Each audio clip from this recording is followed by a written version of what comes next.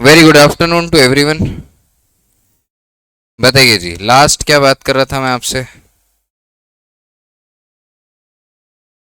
कि उस पे आ गए थे क्या? ये बात अपन कर चुके हैं।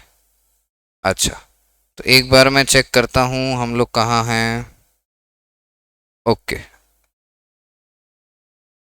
तो एनसीईआरटी से अपन ने शुरू किया, core concept of business complete कर लिया। Then we have characteristics of business. How many characteristics we have? I think 5 or 6। ठीक है, number 1, business is an economic activity. Okay, then production और procurement of goods and services, इसके लिए एक sticky note भी बनाया था लास्ट। फिर थर्ड क्या है? सेल्स और exchange of goods and services. Then we have dealing in goods and services on a regular basis. रोज बिजनेस का काम करेंगे तो बिजनेस मानेंगे, रोज सामान खरीदेंगे बेचेंगे तो ही बिजनेस क्लासिफाई करेंगे, एक बार करा तो क्लासिफाई नहीं करेंगे। ओके, पैसा कमाना, प्रॉफिट अर्निंग। प्रॉफिट अर्निंग का फॉर्मूला क्या था? Selling price minus cost price. अब सेलिंग प्राइस ज्यादा है तो प्रॉफिट होगा, कम है तो लॉस होगा, ऐसी कुछ बातचीत। What is concept of uncertainty of risk?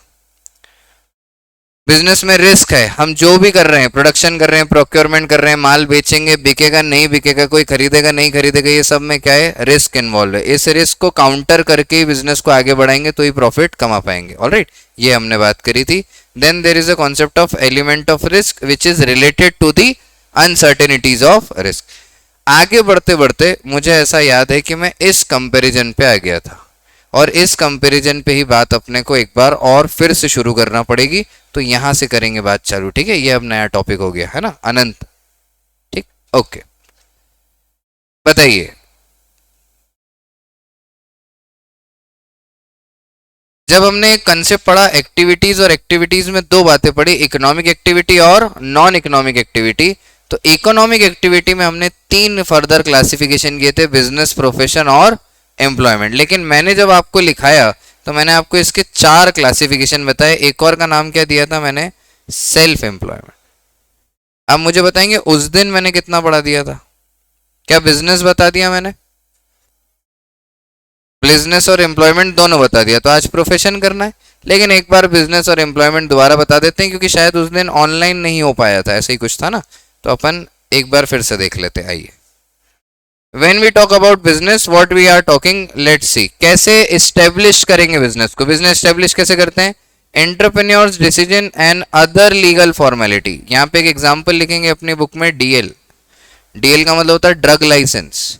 Normally तो कोई भी बिजनेस सेटअप करने के लिए किसको पिक्चर में आना पड़ेगा? एंटरप्रेन्योर को। पर कई बार लीगल फॉर्मेलिटीज की भी जरूरत पड़ती है। जैसे मान लीजिए आप फार्मास्यूटिकल का कोई काम करना चाहते हैं, ठीक है, कोई मेडिकल ओपन करना चाहते हैं, तो वो बी फार्मा किया हुआ व्यक्ति जिसके पास डीएल हो, ड्रग लाइसेंस हो, उसी को अलाउ है कि वो मेडिकल शॉप खोल सकता है। हर आदमी मेडिकल शॉप नहीं खोल सकता। तो यहाँ लीगल फॉर्मेलिटीज का लेना देना होता है। ओके, देन वी हैव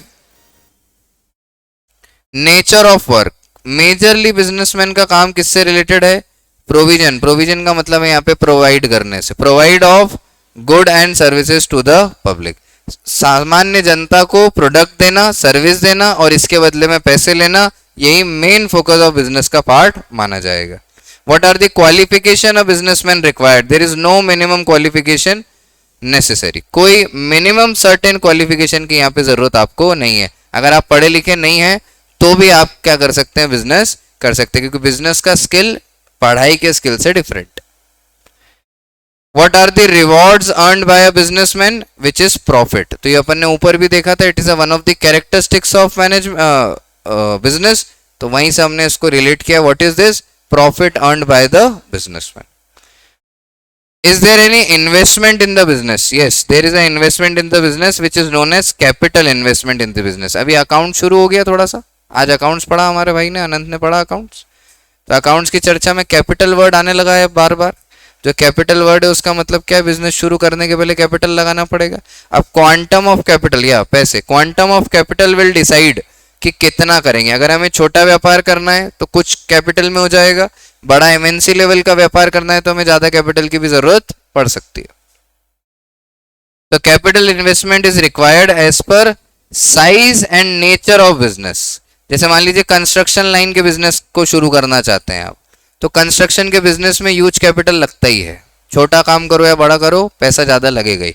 और साइज ऑफ बिजनेस, आप बड़े लेवल पे रिटेल शॉप्स की चेन ओपन करना चाहते हैं, लाइक रिलायंस फ्रेश, तो भी आपको अच्छा खासा कैपिटल लग जाएगा। तो it depend on the size of the business and the nature of the business also. Okay, जैसे हम बोले हम माइनिंग करना चाहते हैं तो भी आपके पास बड़ा प्रोजेक्ट, बड़ा पैसा होना चाहिए।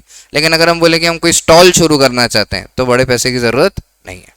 What are the risk? Risk is irregularity of profit. Profit regular होगा ये confirm नहीं है. These are the risk involved. Okay. Then we have 2-3 more things. Let's discuss this. Transfer of interest. Transfer possible with some formalities. आपके father का business है, वो आपको ये बिजनेस पूरी तरह ट्रांसफर करना चाहते हैं, थोड़ी बहुत फॉर्मेलिटीज के द्वारा ये बिजनेस आपको ट्रांसफर कर देंगे, इसमें कोई प्रॉब्लम नहीं है। Code of conduct, code of conduct का मतलब होता है कोई लॉ, कोई कानून फॉलो करना पड़ता है क्या बिजनेसमैन को? सुनिएगा मेरी बात, बिजनेसमैन को बहुत सारे कानून फॉलो करना पड़ते हैं। जीएसटी करना पड़ता है, इनकम टैक्स करना पड़ता है, कंपनीज एक्ट, पार्टनरशिप एक्ट, ऐसे बहुत सारे करना पड़ते हैं। लेकिन क्या बिजनेसमैन की कोई कम्युनिटी है जिनको कोई लॉ फॉलो करना है?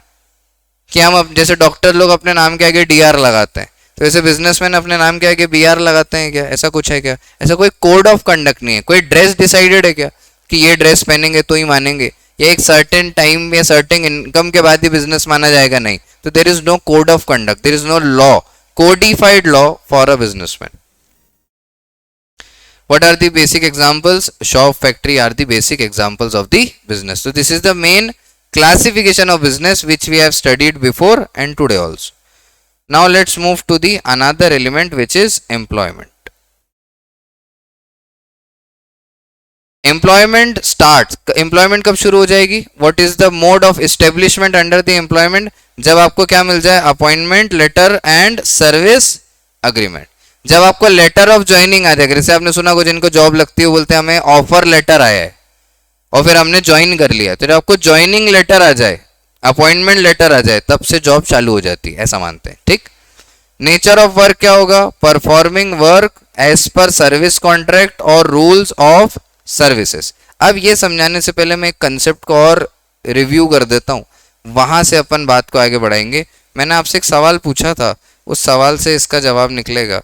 मुझे बताइए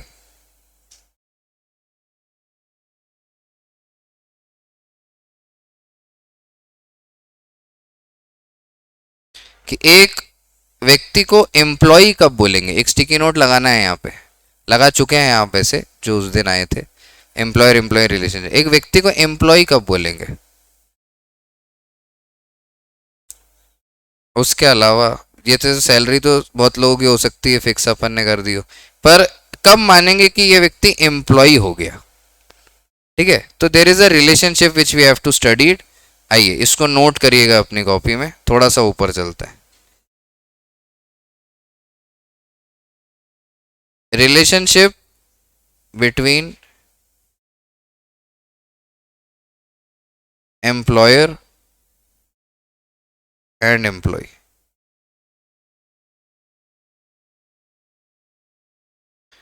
मान लीजिए ये क्या है? एम्प्लॉयर है, और ये क्या है यहाँ पे? एम्प्लॉय। एम्प्लॉयर को लिखते हैं कैपिटल ई आर से और एम्प्लॉय को लिखते हैं कैपिटल ई से। ठीक है, नहीं, एम्प्लॉयर मतलब जो नौकरी देने वाला है। HR is also an employee of a company. Okay, तो अब दो कंडीशन अगर सेटिस्फाई करेंगे तो हम किसी भी व्यक्ति को एम्प्लॉय मान लेंगे। अब देयर इज अ क्लासिफिकेशन, तो यहीं से हम क्लियर कर देते हैं।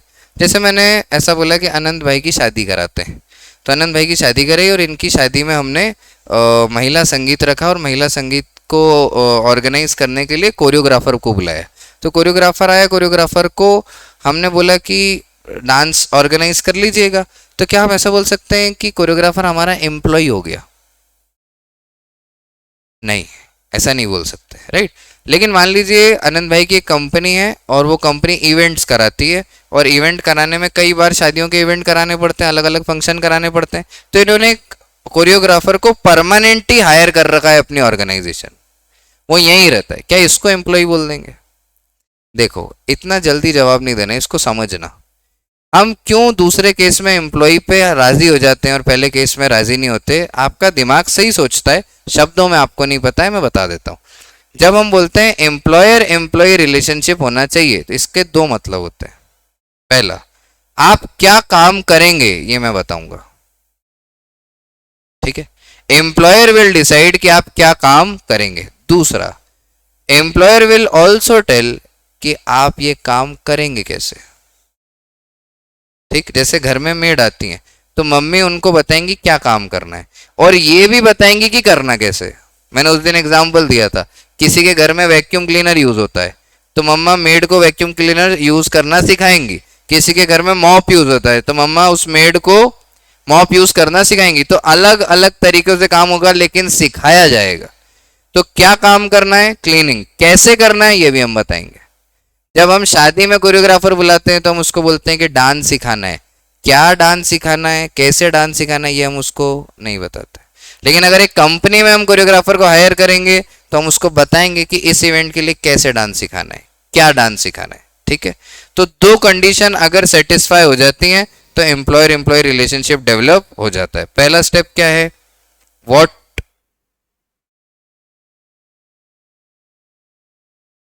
Kind of work. दूसरा, how to perform such work.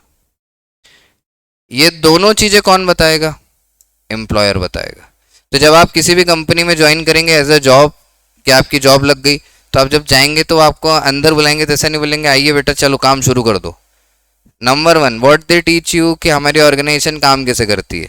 Secondly, आपको इस ऑर्गेनाइजेशन में क्या काम करना है। ठीक, फिर ये जो काम करना है ये कैसे करना है। हो सकता है आप किसी और ऑर्गेनाइजेशन में पहले काम कर रहे होंगे, उस ऑर्गेनाइजेशन का आपका एक्सपीरियंस होगा, उन्होंने आपको कुछ सिखाया होगा, पर उसके जैसा आपको चलने की जरूरत नहीं है। हम जैसा बताएं, जैसा हम करें, तो what are our orientation, what are our concern, उसके हिसाब से हम आपको काम सिखाएंगे और वैसे ही आपको काम करके दिखाना है। तो जब हम एम्प्लॉयर एम्प्लॉय रिलेशनशिप बोलते हैं तो एक और नाम यहाँ पे हमारे सामने आता है, विच इज सुपीरियर सबऑर्डिनेट।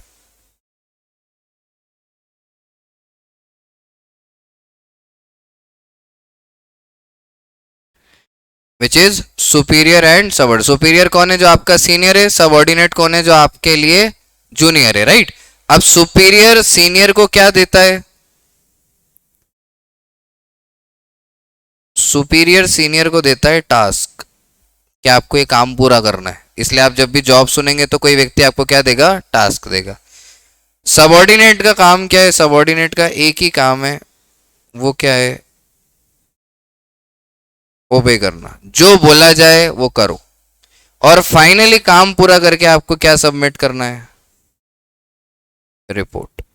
इसलिए आप बार बार देखेंगे जितने भी कॉर्पोरेट वाले लोग हैं वो यही बात करते हैं, रिपोर्ट कहाँ है, ये वाली रिपोर्ट क्यों नहीं आई, वो वाली रिपोर्ट क्यों नहीं आई। वो why we are talking about report, because report is the closure of task. Task कैसा हुआ, क्या हुआ, ये सब कहाँ लिखा है, रिपोर्ट में लिखा है। तो जब एम्प्लॉयर एम्प्लॉय रिलेशनशिप स्टेब्लिश हो जाता है तब हम किसी व्यक्ति को क्या मानते हैं, एम्प्लॉय मानते हैं। तो जब आप जॉब करेंगे तो आपको ये दोनों कंडीशन फुलफिल करना पड़ेंगी, सबऑर्डिनेट बनना पड़ेगा, तब जाके एम्प्लॉयमेंट माना जाएगा। क्या ये डायग्राम आप ऑलरेडी बना चुके हैं? जो नहीं बनाए हैं वो कॉपी में बना लो, जल्दी से बनाओ। यस।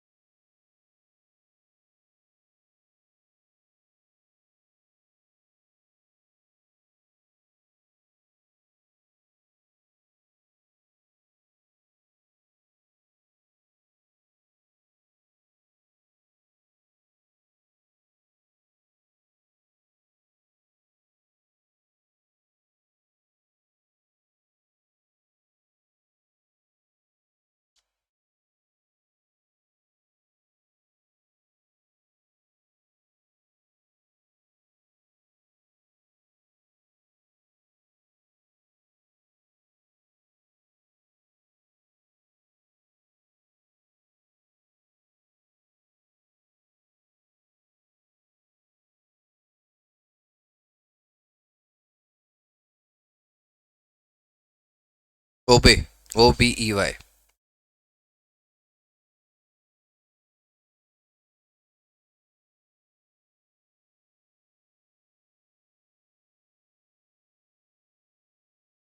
जूम करूं? हेलो।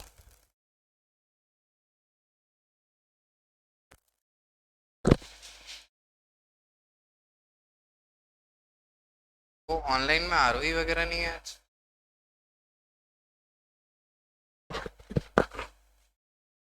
आरोही नहीं है, सिमरन नहीं है।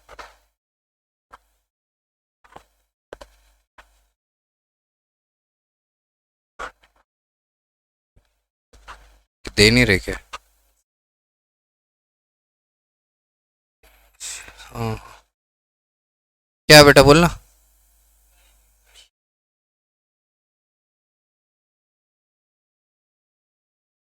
How to perform such work, ये वाली लाइन पूछ रहा है।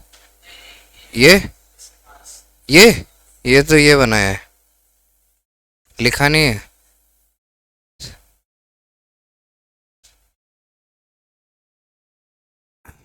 पॉइंट करके लिख ले, 2 पॉइंट करके। एक सिमरन करके भी आती है, सिमरन गुज्जर, ये वहां से आएंगे। सियागंज के 11th के होंगे। हाँ।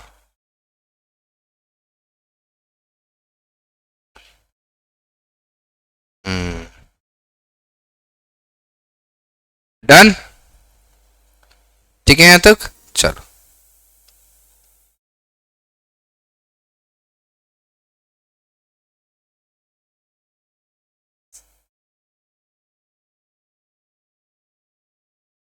अब देखो, अब आपको समझ में आएगा। जब किसी को सबऑर्डिनेट बनाएंगे तो उसको अपॉइंटमेंट लेटर देना पड़ेगा कि आज से आप काम शुरू कर सकते हो।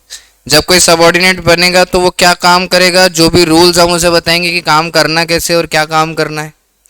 फिर आता है व्हाट आर द क्वालिफिकेशन। तो there are some kind of qualification required by the employer. तो एम्प्लॉयर को बताएगा कि मुझे ये क्वालिफिकेशन का व्यक्ति चाहिए, उसी को हम जॉब देते हैं। व्हाट आर द पेमेंट और rewards earned by the employee, which is salary और वेजेस। अब ये सैलरी और वेजेस को भी थोड़ा सा डिटेल में समझते हैं, ये क्या होता है। क्या ये आपको ऑलरेडी पता है, सैलरी और वेजेस में क्या डिफरेंस होता है?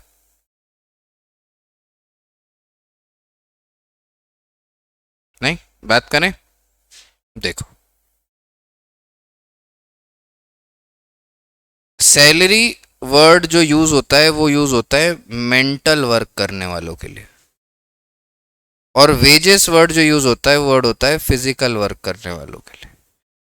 इस दुनिया में दो तरीके के काम है, एक फिजिकल काम है, एक मेंटल काम है। मेंटल काम जैसे मेरे जैसे जो लोग हैं जो ऑफिस में बैठते हैं, दिमाग चलाते हैं, कंप्यूटर पे काम करते हैं, तो ये जब पेमेंट लेते हैं तो ये लोग क्या बोलते हैं, हम सैलरी ले रहे हैं।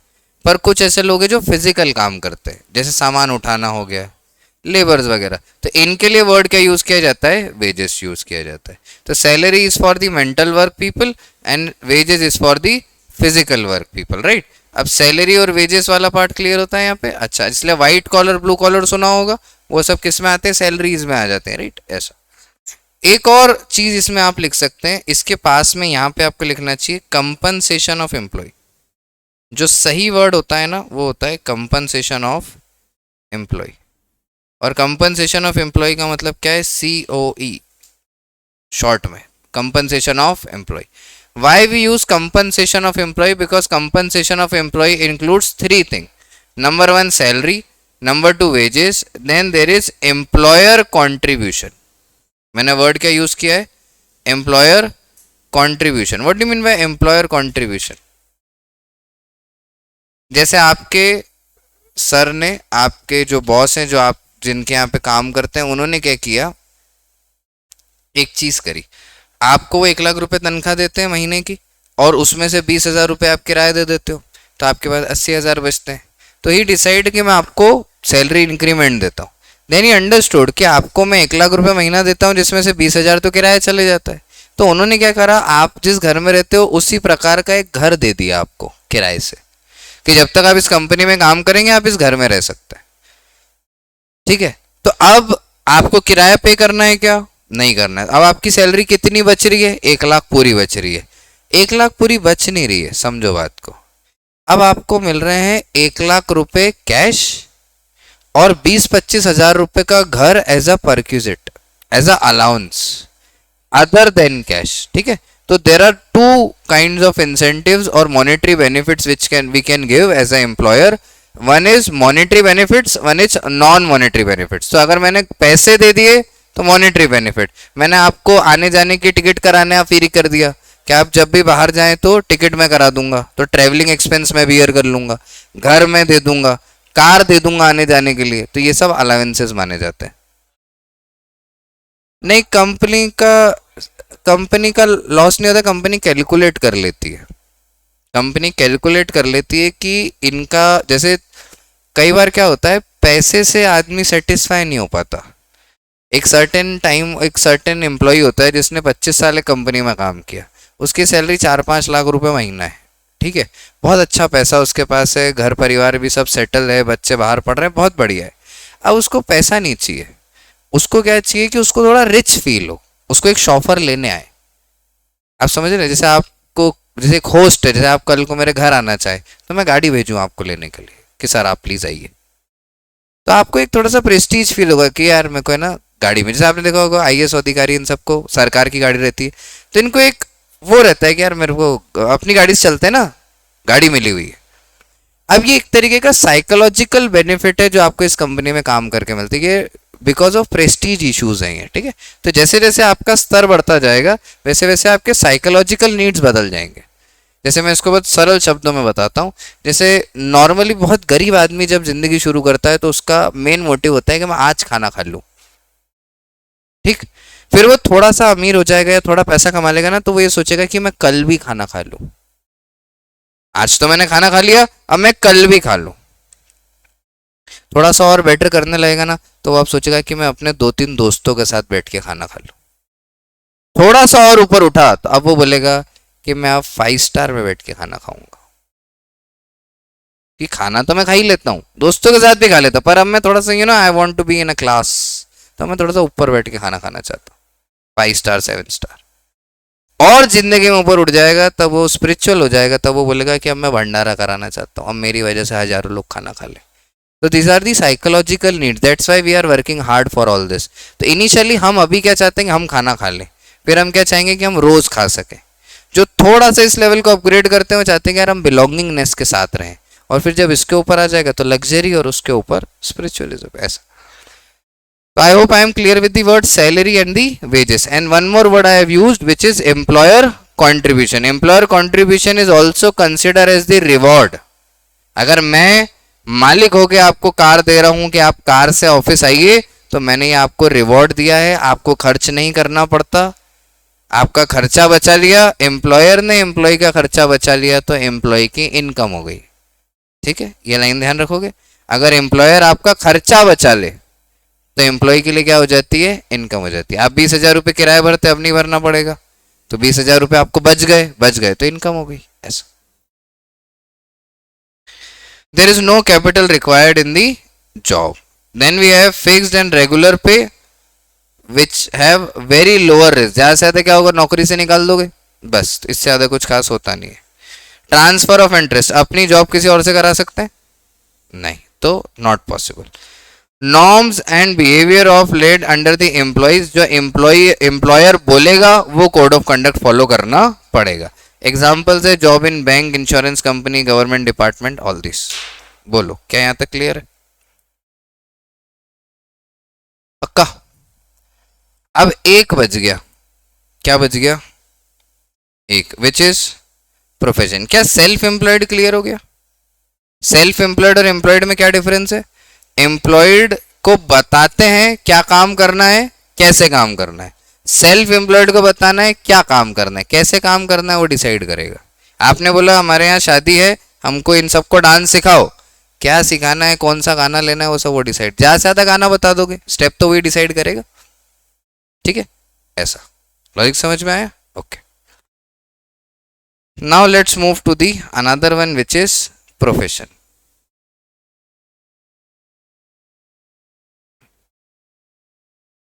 अब एक वर्ड होता है प्रोफेशनल, वो यहाँ से निकला है। तो प्रोफेशनल के लिए प्रोफेशन पढ़ाया जाता है, ठीक है। मैं इसको बहुत आराम से बताता हूँ। 5 स्टेप इसके होते हैं। पहला, किसी भी प्रोफेशन को चेक करने के 5 तरीके। पहला स्टेप, क्या उसमें well defined body of knowledge है। क्या वर्ड है? Well defined body of knowledge. मतलब कोई सर्टेन पढ़ाई करके ही क्या आपको इस कैटेगरी में रखा जाएगा? अगर ऐसा है तो प्रोफेशन है। जैसे क्या डॉक्टर में आप जब तक एमबीबीएस की पढ़ाई नहीं कर लोगे आपको डॉक्टर नहीं माना जाएगा? तो सर्टेन पढ़ाई करना ही है। क्या चार्टर्ड अकाउंटेंट को सर्टेन पढ़ाई करना ही है? कंपनी सेक्रेटरी को सर्टेन पढ़ाई करना ही है? तो जहां भी well defined body of knowledge है वहां प्रोफेशन एग्जिस्ट करता है। इतना तो पढ़ना ही पड़ेगा मिनिमम, ठीक। दूसरा होता है restricted entry. What is the word? Restricted entry. Restricted entry मतलब जहां पे सबको एंट्री ना दी गई हो। तो अगर आपको सीए बनना है तो फाउंडेशन का एग्जाम क्लियर करना पड़ेगा, और सारे एग्जाम क्लियर करोगे तो सीए बन पाओगे। अगर आपको डॉक्टर बनना है तो नीट का एग्जाम क्लियर करना पड़ेगा, फिर एमबीबीएस में ग्रेजुएशन में पास होना पड़ेगा। तो रिस्ट्रिक्टेड एंट्री, हर आदमी एंट्री नहीं कर सकता, ठीक। थर्ड, फर्स्ट क्या है? Well defined body of knowledge. Then we have restricted entry. Then we have code of conduct. What is the meaning of code of conduct? कोई ना कोई ऐसा एसोसिएशन होना चाहिए जिसके अंतर्गत आपको रखा जाए और उसका कानून आप पे लागू हो। जैसे अपने सीए के लिए आईसीएआई है। ICAI is the professional association, और ये एक एक्ट फॉलो करवाते हैं सीए से जिसका नाम है सीए एक्ट। सीए एक्ट लग जाता है सीए पे, तो सीए को वो एक्ट फॉलो करना है और आईसीएआई का मेंबर बन के रहना है। अगर ये दोनों काम करेगा तो ही क्या कहलाएगा? प्रोफेशनल। क्या डॉक्टर के साथ भी ऐसा ही है? हाँ, एक काउंसिल है IMC, Indian medical council. IMC में आप रजिस्टर हो जाएंगे और code of conduct of IMC follow करेंगे तो ये आप क्या कहलाएंगे? डॉक्टर कहलाएंगे, ठीक है। तो कितनी बातें हो गई? 4 हो गई। पहला, well defined body of knowledge. दूसरा, well defined body of knowledge. दूसरा, रिस्ट्रिक्टेड एंट्री। फिर प्रोफेशनल एसोसिएशन, और एक और क्या था? Code of conduct. और इन सबसे इंपॉर्टेंट होता है सर्विस मोटिव। जो प्रोफेशनल है वो क्या काम करके देना चाहता है? सर्विस देना चाहता है। क्या देना चाहता है? क्या ये 5 बातें याद रखोगे? तो लिखो ना जरा। For profession we have 5 point. What are these 5 point? लिखिए। Number 1,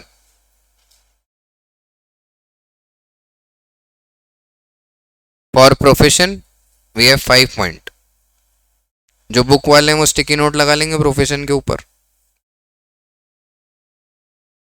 what are the 5 points? Number 1, well defined body of knowledge. Well defined body of knowledge. Number 2,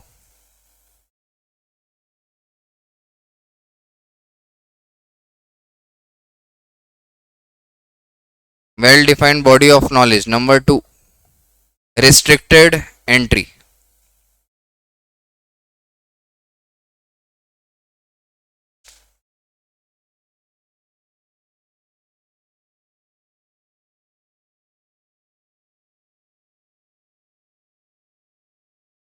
Number 2, restricted entry. Number 3, professional association.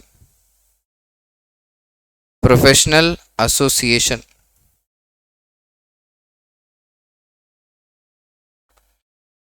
Number 3, professional association.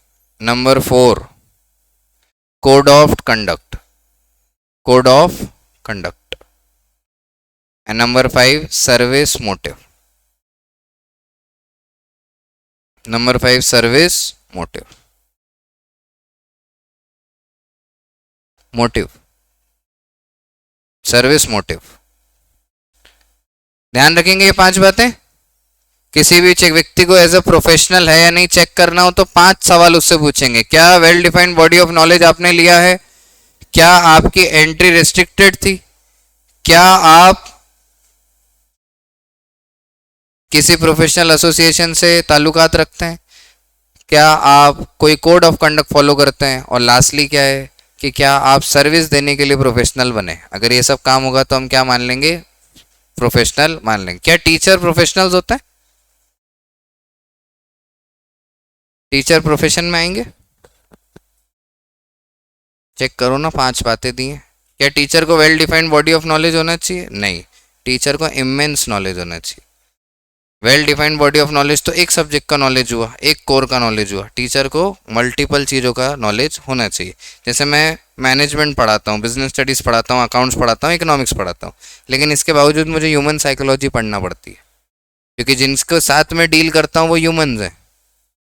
तो human psychology समझ आएगी तब तो मैं पढ़ा पाऊंगा ना।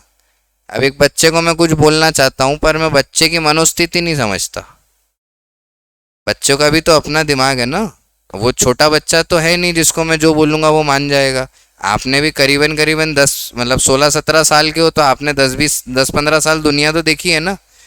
और ऊपर से आप फ़ोन के साथ हो, तो फ़ोन के साथ वाला व्यक्ति 1 साल में 2 साल की ज़िंदगी जी लेता है। तो अब आपकी जो समझ है, उस समझ को जब तक मैं नहीं समझूंगा तो जो मैं समझता हूँ वो आपको कैसे समझाऊंगा। तो टेक्निकल टर्म हो गया ना ये, तो थोड़ा सा ह्यूमन साइकोलॉजी पढ़ना पड़ेगा, ज़रूरी हो जाता है। फिर ह्यूमन मूड्स देखना पड़ते हैं, बच्चे का क्या मूड है, क्या जोन है, क्या बैकग्राउंड से आया है, जिस बैकग्राउंड से आया है क्या उस तरीके से सोचता है या नहीं सोचता है, वैसा, लाइक दैट। तो टीचर को इमेंस नॉलेज की ज़रूरत है, well defined body of knowledge की ज़रूरत नहीं। क्या टीचर के ऊपर रिस्ट्रिक्टेड एंट्री है? होती तो मैं टीचर होता क्या? नहीं, आपने अपनी गली में पढ़ाना शुरू कर दो, सर्विस मोटिव तो है, अपनी अपनी गली में पढ़ाना शुरू कर दो, टीचर बन जाओगे। ठीक। क्या टीचर के लिए कोई एसोसिएशन है, उसके अंदर ही आप जाओगे तो ये टीचर माने जाओगे? ऐसा भी नहीं है। क्या कोई कोड ऑफ कंडक्ट है? ऐसा भी नहीं। हाँ, सर्विस मोटिव है, सर्विस हम देते हैं। सर वे टीचर किस कैटेगरी में आते हैं? क्या स्कूल ने टीचर को हायर किया है तो वो एम्प्लॉई है, सिंपल बात, समझे? ठीक है ना। तो इस तरीके से चेक कर लेना। अब now let me clear one thing, वैसे तो मैं चार्टर्ड अकाउंटेंट हूँ, लेकिन मैं कंपनी में जॉब करता हूँ, तो अभी मैं क्या हूँ? एम्प्लॉयमेंट हूँ, एम्प्लॉयड कैटेगरी में हूँ या प्रोफेशनल हूँ? ऐसे तो मैं सीए हूँ, पर मैं क्या कर रहा हूँ, एक कंपनी में जॉब कर रहा हूँ, तो मुझे एम्प्लॉय मानोगे या प्रोफेशनल मानोगे? एम्प्लॉय मानेंगे। क्यों? प्रोफेशन वो व्यक्ति होता है, प्रोफेशनल वो व्यक्ति होता है जिसके पास एक चीज होती है जिसको बोलते हैं सीओपी। क्या बोलते हैं? Certificate of practice. क्या बोलते हैं? जैसे डॉक्टर बने लेकिन एक अपोलो हॉस्पिटल में जॉब कर रहे हैं तो हॉस्पिटल के एम्प्लॉय हैं। डॉक्टर बने, क्लिनिक डाला, खुद की प्रैक्टिस करी। सीए बने, खुद की प्रैक्टिस करी। वकील बने, खुद की प्रैक्टिस करी, तो प्रोफेशनल। तो प्रोफेशन जहां लिखा उसके नीचे एक वर्ड और लिखेंगे, COP. COP is what? Certificate of practice. हाँ हाँ,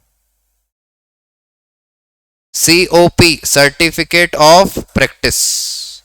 तो जो सीए हैं, जिनके घर में सीए हैं, वो देखना उनके ऑफिस में लगा होगा सीओपी। कभी आप डॉक्टर वगैरह के पास जाएं तो क्लिनिक के बाहर बहुत सारे उनके सर्टिफिकेट टंगे रहते हैं, उस पर भी देखना सीओपी लिखा हुआ मिल जाएगा आपको। तो जिनके पास सीओपी होता है वही प्रैक्टिस कर सकते हैं। और वैसे भी जब हम लोग चार्टर्ड अकाउंटेंट बोलते हैं तो हम लोग प्रैक्टिसिंग चार्टर्ड अकाउंटेंट बोलते हैं।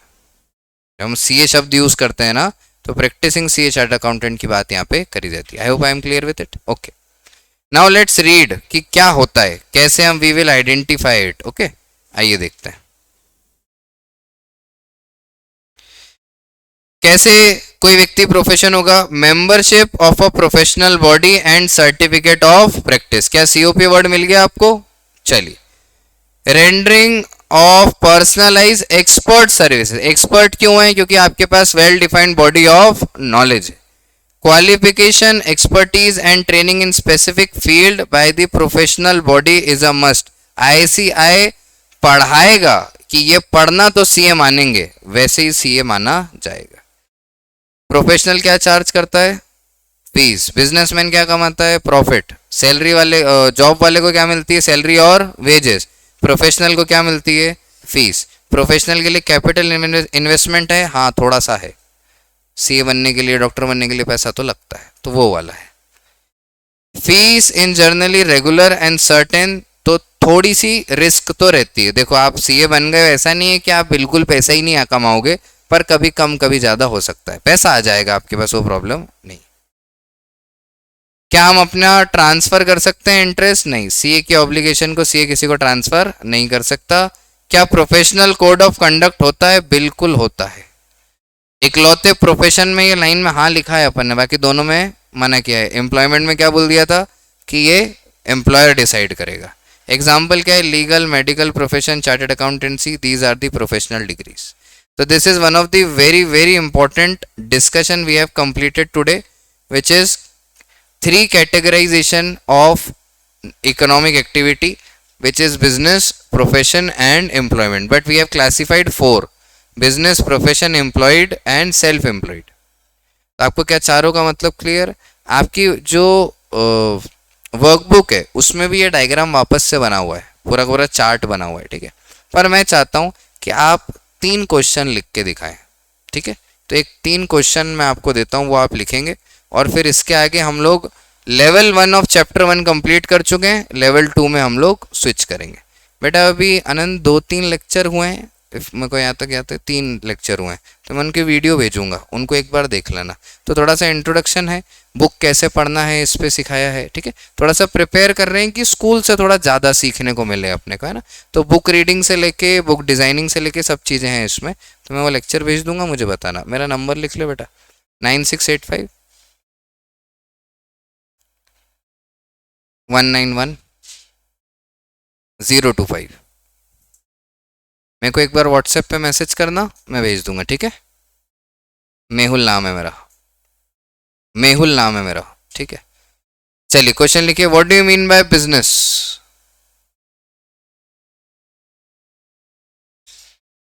लिखो question, what do you mean by business?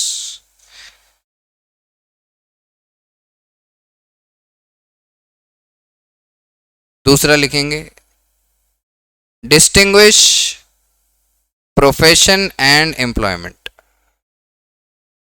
Distinguish between profession and employment.